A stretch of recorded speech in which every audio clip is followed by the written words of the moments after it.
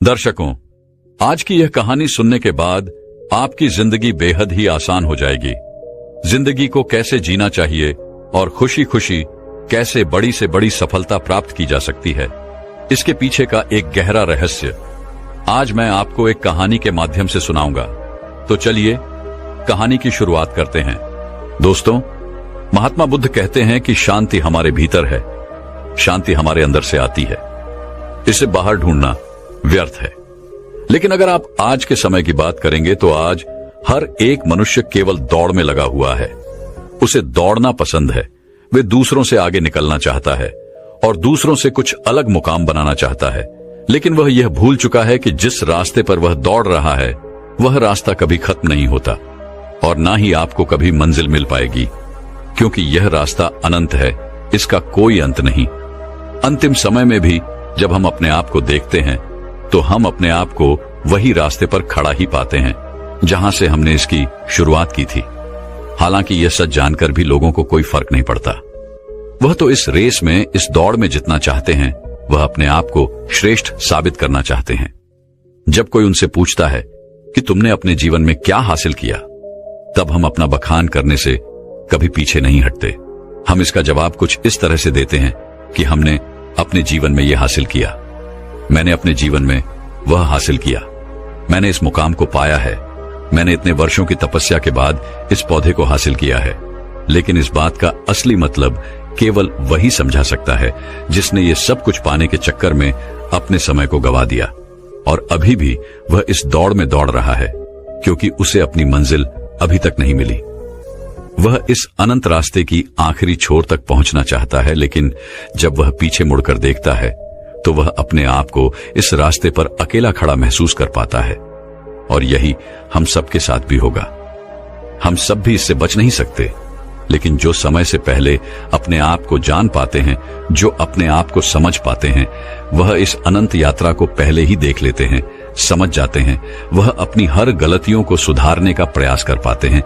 लेकिन जिन्हें यह नहीं पता कि वह कहां जा रहे हैं और उनकी यात्रा कब खत्म होगी, वे लोग इस दौड़ में केवल दौड़ते ही चले जाते हैं। इसे और अच्छे से समझाने के लिए आज की जो कहानी मैं आप सभी के लिए लेकर आया हूं, इस कहानी के माध्यम से आप यह समझ सकेंगे कि हम इस अनंत यात्रा को कैसे समाप्त कर सकते हैं और ऐसी क्या चीज है जिसे हम अपने जीवन में उतारकर अपने आप को समझ सकते हैं, पहचान सकते हैं, जिससे हम अपने जीवन की सभी समस्याओं का समाधान कर सकते हैं। एक समय की बात है, किसी नगरी के एक पहाड़ पर एक गुरु रहा करते थे।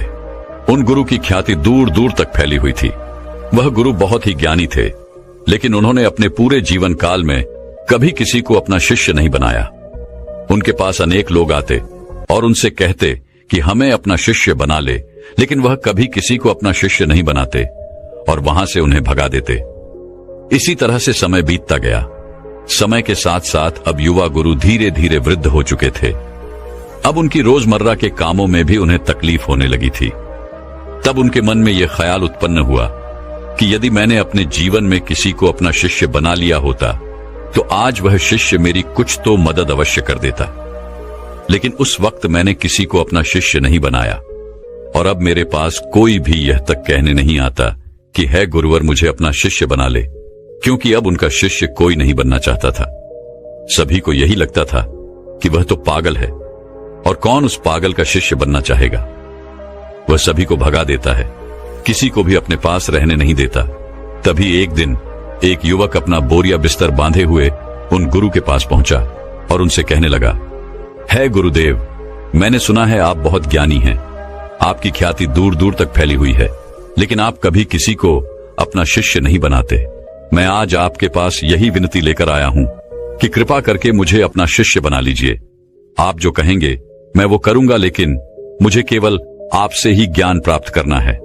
मैंने सुना है अब बहुत ज्ञानी है और इसी इच्छा से मैं यहां पर आया हूं कि वह ज्ञान आप मुझे देंगे, मुझे सिखाएंगे। मैं बड़ी आस लेकर आपके पास आया हूं। जब मैं यहां आ रहा था तो हर कोई मुझे यहां आने से मना कर रहा था। हर कोई मुझसे यही कहता था कि उनके पास ना जाओ, वह बहुत पागल है, वह किसी को अपना शिष्य नहीं बनाते। यदि तुम उनके पास जाओगी तो वह तुम्हें डांट कर भगा देंगे, लेकिन तुम्हें अपना शिष्य नहीं बनाएंगे। सभी लोग मुझे रोक रहे थे, लेकिन मुझे तो केवल आपका ही शिष्य बनना है। क्या आप मुझे अपना शिष्य बनाएंगे? कृपा करके न मत कहिएगा। मैं आज आपके पास बड़ी आस लेकर आया हूं। उस युवक के मुख से यह सारी बातें सुनकर वह गुरुवर उस युवक से कहते हैं, हाँ, आज से तुम मेरे शिष्य हो। मैं तुम्हें अपना शिष्य बनाता हूं और कल से मैं तुम्हें ज्ञान भी अवश्य दूंगा। धीरे धीरे रात्रि का समय हो चुका था और उतने ऊपर उस पहाड़ी पर पानी का कोई स्रोत नहीं था।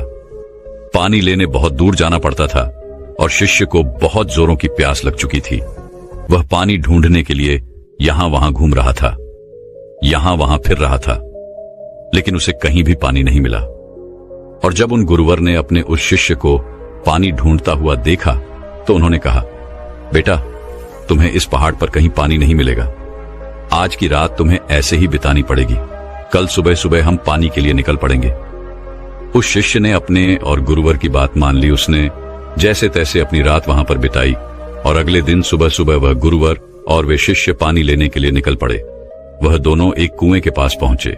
शिष्य को जोरों की प्यास लगी थी।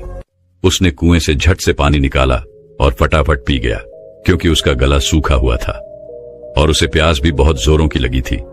यह देखकर उन गुरुवर ने अपने शिष्य से कहा, मूर्ख कहीं का, मुझे भूल गया। तेरे साथ मैं भी तो प्यासा हूं। क्या मुझे पानी की कोई आवश्यकता नहीं? इस पर शिष्य अपने गुरु से माफी मांगता है और कहता है गुरुदेव, मुझे क्षमा कीजिए। मुझे बहुत जोरों की प्यास लगी थी, जिस कारण मुझे आपका ध्यान नहीं आया और मैंने पानी निकालकर खुद ही पहले पी लिया। लेकिन रुक जाइए, मैं अभी आपके लिए पानी लेकर आता हूं। इतना कहकर उस शिष्य ने एक बार फिर से कुएं से पानी निकाला और गुरुवर को पिलाया। उसके बाद वह शिष्य अपने गुरु से कहता है गुरुवर, आपने कहा था कि आप मुझे कल से ज्ञान देंगे, आप मुझे कल से सिखाएंगे। तभी वह गुरुवर कहते हैं, हाँ, मैंने कहा था और मुझे याद है। तभी वह गुरुवर अपने उस शिष्य को कहते हैं कि एक बार फिर से इस कुएं से पानी निकालो। शिष्य ने गुरु की आज्ञा मानी और उसने एक बार कुएं से फिर पानी निकाला। यह देख वह गुरुवर अपने उस शिष्य से कहते हैं, भंते, अब तुम ही मुझे यह बताओ कि यह पानी और वह पानी जो तुमने पिया था, इन दोनों में क्या फर्क है? इन दोनों में क्या अंतर है? शिष्य ने अपने गुरुवर की बात बड़ी ध्यानपूर्वक सुनी और उसके बाद अपने हाथ में लिया हुआ वह पानी वह उसे घूर घूर कर देखने लगा, लेकिन उसे कुछ समझ नहीं आ रहा था। उसने कहा, है गुरुवर, यह पानी और वह पानी, इन दोनों में क्या फर्क है? इसे बताने के लिए तो मुझे वह दोनों पानी एक साथ रखना होगा, लेकिन मैं तो वह पानी पी चुका हूं। अब मैं भला आपको इन दोनों के बीच का अंतर कैसे बता सकता हूं? कहीं आप मुझे मूर्ख तो नहीं बना रहे? क्योंकि पानी तो एक जैसा ही होता है, फिर भला पानी में कैसा भेद? शिष्य की यह बात सुनकर वह गुरु अपने शिष्य को बड़े ही ध्यानपूर्वक तौर से देखते हैं और फिर कहते, भंते, जब मनुष्य के भीतर किसी चीज की प्यास उत्पन्न होती है और वह अत्यंत गहरी होती है, तब मनुष्य उस प्यास को बुझाने के लिए, उसका निवारण करने के लिए अपनी पूरी ऊर्जा, अपनी पूरी ताकत लगा देता है और तब उसे केवल अपने प्यास बुझाने का वह स्रोत नजर आता है, वह वस्तु नजर आती है। इसके अलावा उसके आसपास और भी बहुत कुछ होता है, लेकिन उस पर उसका ध्यान नहीं जाता। जिस प्रकार तुम्हारा गला सूखा हुआ था और तुम्हें जोरों की प्यास लगी थी, तुमने कुएं से पानी निकाला और झट से पी गए। तुम्हें एक पल के लिए यह ख्याल नहीं आया कि साथ ही में तुम्हारे गुरु भी खड़े हैं और उन्हें भी जोरों की प्यास लगी हुई है। जिस प्रकार अभी तुम्हारे हाथ में यह पानी है और तुम्हारे चारों ओर भी बहुत कुछ है, लेकिन पानी भले ही वैसा ही है, इसका रंग, इसका स्वाद बिल्कुल वैसा ही है, लेकिन यह वह पानी नहीं है जिसके लिए तुम्हारे प्राण सूखे जा रहे थे। इसी कारणवश देखो, तुमने अभी भी यह पानी अपने हाथ में ही लिया हुआ है। यदि तुम्हें जोरों की प्यास लगी होती तो तुम इस पानी को भी पी गए होते, बिना किसी इंतजार के। लेकिन अब यह हो सकता है कि तुम इस पानी को फेंक दो या इसे कुएं में वापस डाल दो। इस कुएं में जितना भी पानी है सब एक ही है, सबका रंग, सबका रूप, सबका स्वाद एक ही जैसा है। लेकिन ये तो हमारी मन की स्थिति के कारण हमें ये अलग अलग नजर आता है। अर्थात सब कुछ तुम्हारे भीतर परिवर्तन होता है, बाहर कुछ नहीं। अपने गुरु की यह बात सुनकर शिष्य बहुत खुश हुआ, उसे बड़ी प्रसन्नता हुई। आश्रम से निकलते वक्त वो अपने साथ एक पोटली लेकर निकला था। उस पोटली में उसने लेखनी रखी थी। उसने तुरंत ही वह लेखनी निकाली और गुरु के कहे शब्दों को लिखना शुरू कर दिया। यह देखकर वह गुरुवर अपने उस शिष्य से कहते हैं, भंते, यह तुम क्या कर रहे हो? इसके जवाब में शिष्य अपने गुरुवर से कहता है गुरुवर, आपने जो कुछ भी कहा मैं उसे भूलना नहीं चाहता। यह सब मुझे सीखना है, मुझे याद करना है, जिस कारण मैं इसे लिख रहा हूं, और बाद में मैं इसे याद भी कर लूंगा। तभी तो मैं ज्ञानी बन पाऊंगा, तभी तो मैं लोगों को ज्ञान बांट सकूंगा। अन्यथा यदि मैं ही आपकी बातों को भूल गया, अपने जीवन में उसे नहीं उतार पाया, तो फिर मेरा यहां पर आना व्यर्थ हो जाएगा।